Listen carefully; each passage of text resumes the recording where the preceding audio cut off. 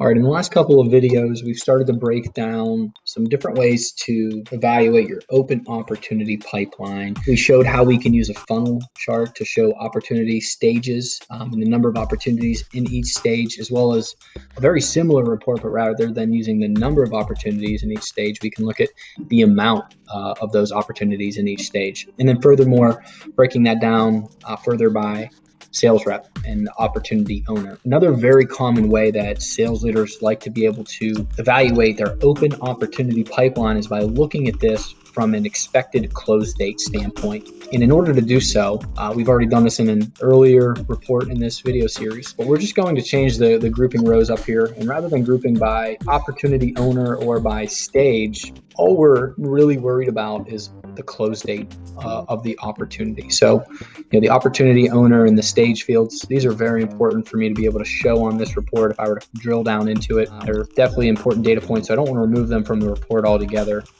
And I'm going to change this to a bar or a column chart and show value so I can quickly see the total amount of each opportunity. And then one other thing I'd like to do with this report is, rather than just showing the specific days that we're expecting these to close, I'm going to group this by calendar month. And I could group by calendar quarter or calendar year, day, week, etc.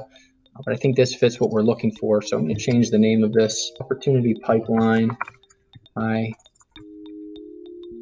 expected close date. And we'll go ahead and save this. Okay, let's go over to our dashboard, and while we're at it, go ahead and add that opportunity pipeline report by expected close date to our dashboard. And we can use the existing chart settings from the report. One little current flaw that we've noticed with the reporting here, whenever you have some of these bigger dollar values, is if you use the chart setting from the report, you don't actually get the full amount.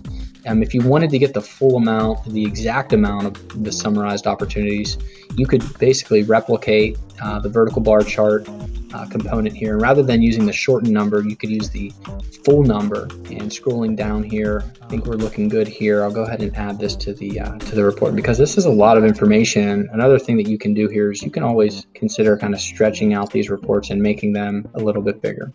So here we have our opportunity pipeline by expected close date report. So in a quick glance, let me go ahead and save and refresh this dashboard one time. We have some quick insight into what our open opportunity pipeline looks like. We know the number of opportunities that we have in each opportunity stage. We also know the amount of those grouped deals. We also know what each sales rep's opportunity pipeline looks like from a stage standpoint.